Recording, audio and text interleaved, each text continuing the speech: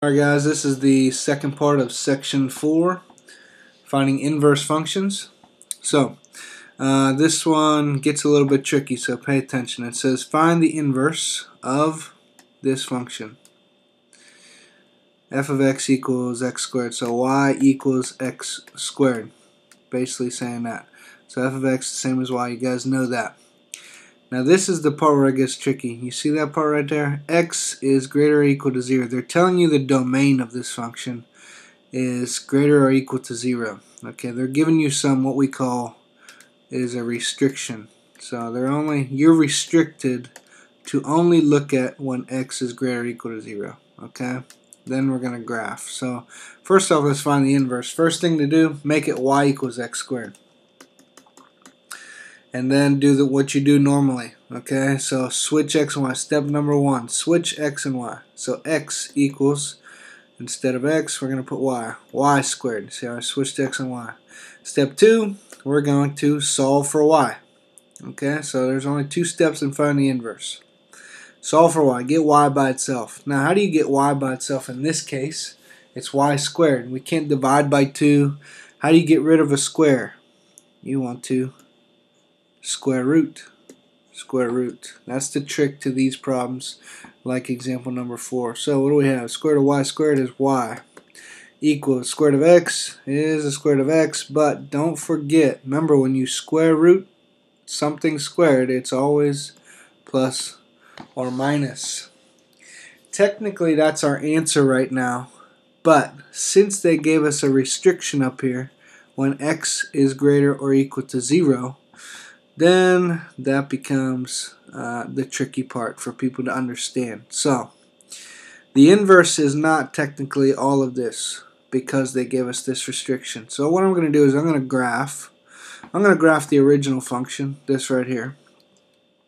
Alright, let's do that off to the side. Draw yourself a little graph here. And what you do is, we'll just make a rough sketch, right? This is y equals x squared. Now, let's see. Next, we're going to graph our inverse, which is basically both of these. So this means, right here, this means y equals square root of x, which is actually this. If you put that in your calculator, you get this right here. Okay? And then y equals negative square root of x. That's the other one, right? There's 2 of them here, which makes this half. Okay, something like that. That's a rough sketch, right? Notice how if I drew a line of y equals x, do you notice, I mean, pretty much, that it would be a reflection? This is a reflection of this over the line y equals x, right? Can you see that? Okay, now, here's the trick. They're only telling you look at when x is greater than 0. You're only looking at 1, 2, 3, 4, all of these. You're not looking at all these x's over here, right? So what I'm going to do is I'm going to kind of darken this out. We're not looking over here. So basically all we're looking at is f of x equals x squared. We're only looking at this guy right here. I wish I had different colors here. Okay, I don't. Just pay attention to the dark. Okay, now what is the inverse of this guy right here? Would it be this? Or would it be this? Because they're 2 different things, right? One of them is this, and one of them is this. So, is it this the inverse of this? Or is this the inverse of just this part right here? Hopefully you can see which one it is. It is this one, right? That guy is the inverse. Because if you drew this line y equals x, it would reflect over it. This one does not count. So, exit out. These 2 are inverses of each other. This is the inverse of this. What is this one right here? What is it? Which one of these? It's y equals root x. So, final answer is, it said find the inverse of this when this happens, which is y equals square root of x. End of story. But if it didn't give us a restriction right here, if that was just gone, wasn't even there, you would actually write both of these. Y equals plus or minus root x. Okay? So please pay attention to the restriction. That's what people don't understand every time. So just listen to this again if you have to. Just pay attention. If I said x is less than or equal to 0, what if we were looking at this side? Draw a quick picture. What if we were just looking at x is less than or equal to 0? Let me just draw it. You would just be looking at this right here. You wouldn't be looking at this side, right? What would be the inverse of this guy? Would it be this? Or would it be this? It would be this right here, wouldn't it? That would be the inverse of this one. What is this right here? That would be y equals negative root x. So you just gotta maybe draw yourself a picture and kind of think through it, okay? Pick which one it is. Is it positive or is it negative? Alright, that's example number 4. I told you the tricky part is when they give the restrictions. Pay attention to that. Then graph it. I'm just going to say you graph those in your graphing calculator. I'm not going to have you graph those on paper, but I would, if I were you, draw a rough sketch. Okay? Alright, example number 5. What we're going to talk about here is if something's a function or not. Moreover, is the inverse of a function. Is the inverse a function or not? That's what we're going to be looking at right now. So, here's what you need to know. The horizontal line test. You can use the graph of a function f to determine if the inverse of f is a function or not. This is actually an easy concept that is missed the most. So, you guys know the vertical line test, right? Let me go backwards. Vertical line test. If I said use the vertical line test, what does the vertical line test tell you? If you drew a vertical line and you moved it, if I drew a vertical line, which is not vertical, sorry, if I moved that across this right here, that would tell me what? That would tell me that it is a function, right? That's a vertical line test. Tells you if this thing right here is a function. Now, the horizontal line test doesn't tell you if that's a function. It tells you if the inverse of that is a function. Meaning this. So if I drew this same graph right here, and I said, hey, use the horizontal line test, you could say, okay, horizontal line test. Let me draw a horizontal line. Boom. Oh, horizontal line test. It hits once and twice. It cannot hit more than one time. If it does, what does that mean? That means this. The inverse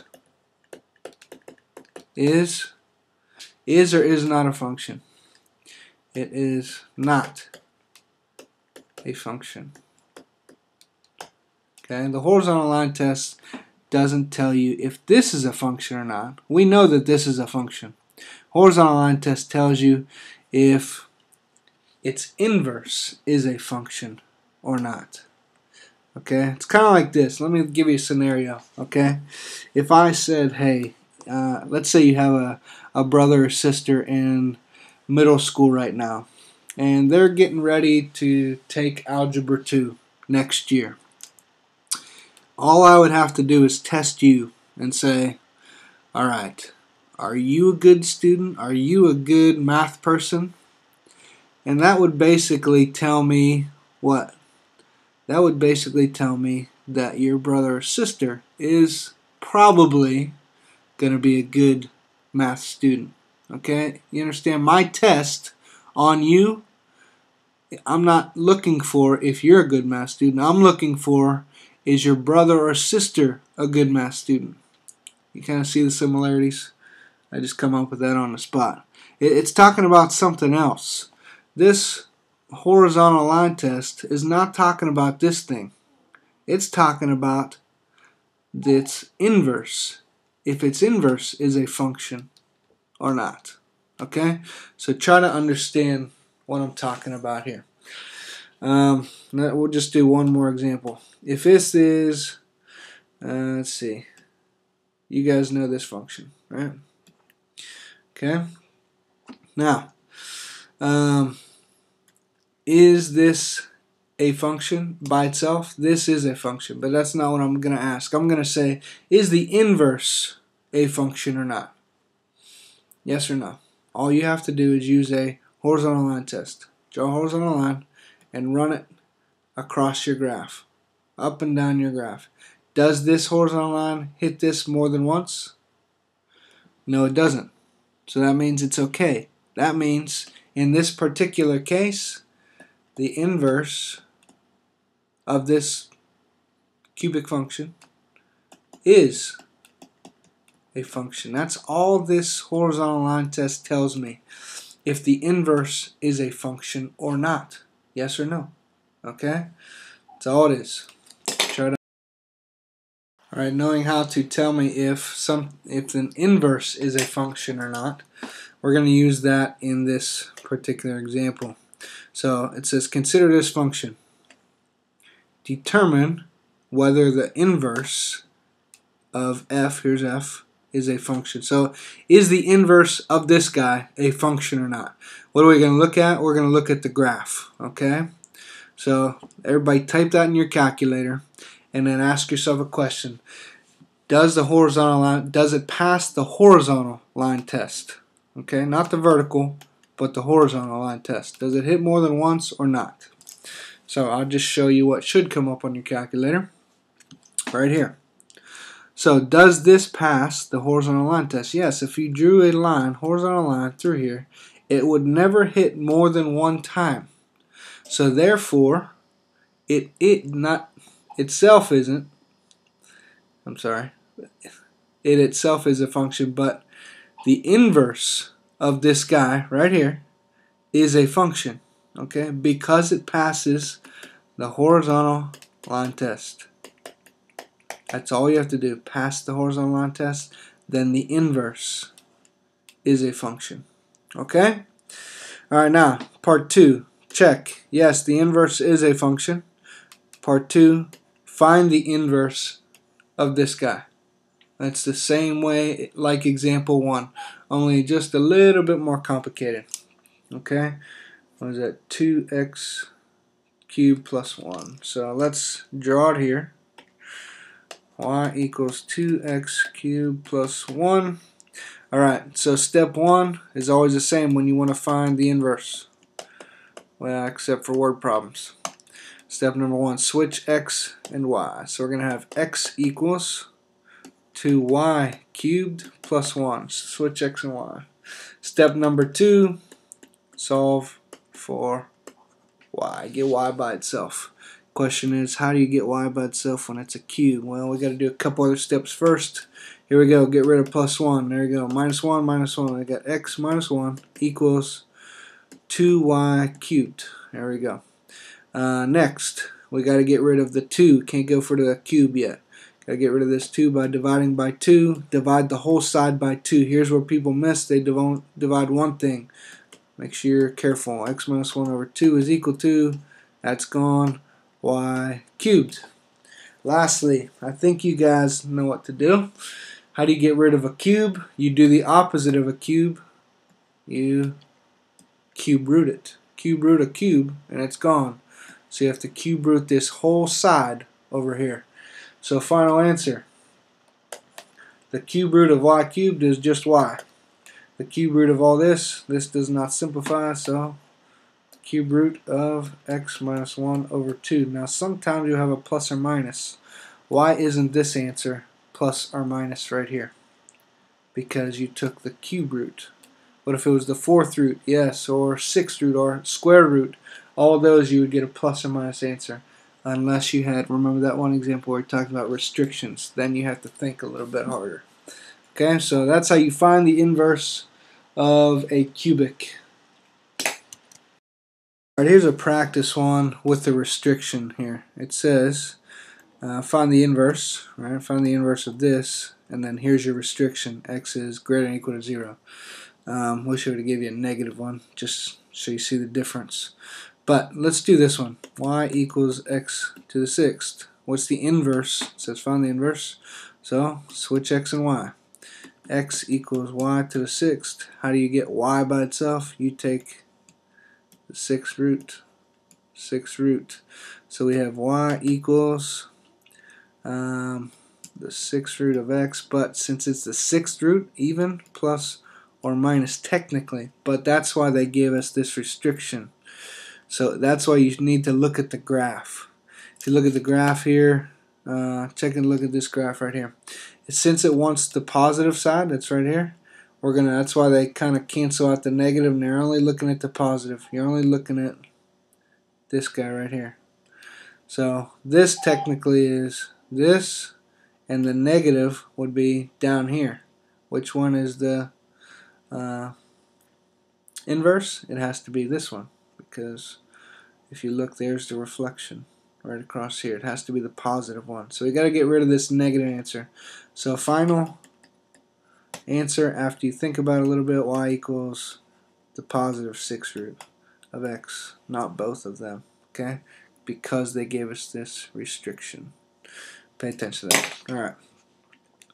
Now, be able to do a bunch of problems like this, okay? Just finding roots. Actually, let's do this one real quick, okay? Y equals negative 64. I always change it back to y, not f of x, 125, x cubed.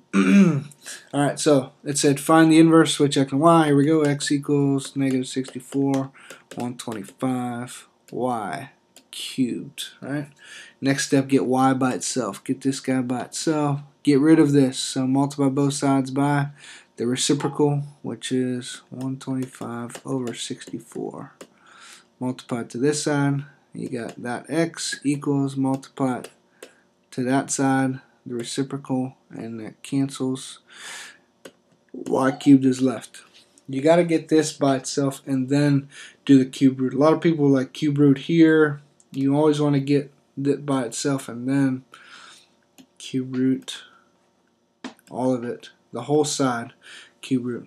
So the cube root of 125, 5, cube root of 64, 4. Since it's negative, we got to have a negative there. Cube root of x is just the cube root of x equals, this is just y. Why isn't it plus or minus? Because it was the cube root, not square, fourth root, all those. Okay. Alright. You guys can practice that kind of stuff on your own. If you need to stop and practice it and check your answer with mine, that's good. Do that. Okay. Last example. Word problem again. 2 word problems in this section. Here we go. Average price P for a national NFL ticket is, so the price is equal to 35 times T. Now notice this is a power. T to the 0.192 power, where T is the number of years since 1995. Basically find the inverse that gives time as a function of price. Okay, here's what that means. Right up here, this is price, since P is first. P equals, that means price is a function of time. Okay, price is a function of using time. It wants the opposite. Find time as a function of price. So it's basically like T equals something with P in it. Alright? So that's what it wants. Now since this is a word problem, remember this. It's a word problem and it says find the inverse. You don't want to switch T and P and then solve for P, all that stuff. You just want to solve for the other variable, right? It's already solved for P. You want to solve for T. So question is, how do you solve for T? 35 T to the 0.192 power. How do you get T by itself? You got to get rid of 0.192 and you got to get rid of 35. Which one you got to go for first? You got to get rid of 35 first or it's not going to work. 35. So P divided by 35 is equal to T to the 0.192 power. Now, it's maybe something you haven't seen before. How do you get rid of something like that? Well, if that was a 2, t squared, you take the square root, right? Well, it is the same thing. It would be like the 0.192 root. That looks weird. So here's a better way of writing it. Take this to a power. What power would you put there? What would get rid of that? If you know your rules of exponents, what would get rid of this 0.192? 1 over 0.192, which is the root, 0.192 root. Same thing. But it's kind of easier to see. Oh, this, so I have to have 1 over 0.192. Those cancel. You're left with t, right? Those cancel out. But you got to take this side to the 1 over 0.192 power, right? Both sides to the same power. Okay, so what you're left with is p over 35 to the 1 over 0.192 power. But that's not a good answer. Okay, you don't want a fraction, a decimal within a fraction. That you don't want to have like 1 over 0.2. You either want a decimal or you want a fraction. Okay, you choose. You can't have both. Okay, so all you have to do is type this in your calculator. 1 divided by 0.192, and you should get 5.2 if you divide those two things. So p over 35 to the, this divided by this is 5.2. There you go. There's just a decimal. Equals t. Alright, you just found the inverse of the average price. So look at this right here. Time is a function of price. Time as a function of price. Perfect. Now what we do with this is we use this to predict. Okay, it says t is a number of years since 1995. So the next question, write that answer down right here. Make sure this is written down somewhere. Next question is, I guess, oh, that's what they made example 7. I forgot about example 7. Example 7 is just using that answer. Okay, it says use the inverse power model. That's what you just got for example number 6. Okay, what was it? Time is equal to p over 35 to the 5.2 power. This is the inverse, and it's a power model because it's to the 5.2 power. To predict, we use this stuff to predict when the average ticket price will reach 58. So what are they giving you? Ticket price is 58. Where does that go? Well, price is here. So t is equal to 58 is the price over 35 to the 5.2. Look at all that. Those are all numbers. All you got to do is type that in your calculator, hit enter, and you got t equals something. 58 divided by 35 to the 5.2 power. What does it give you? Close to, not quite, but close to. T is approximately 14. Now, that you don't want to. That's not your final answer. Predict the year. You don't say the year is 14. No. Remember, T was years since. What was that? I think it was 1995. So, what's 14 years since 1995? It is 14 added to 1995, which is 2009. So that took a little bit of work, but one step at a time. There you go. Alright, that's it for section 4. If you guys got questions, please get in groups, help each other out for this next quiz and next test without me. Keep watching the videos. If you really got a question that a few of you can't answer, yeah, you can email me. I'll try to work you through it. But things are a bit crazy around here, but I'll try to do my best. Alright, good luck. If you need anything, let me know.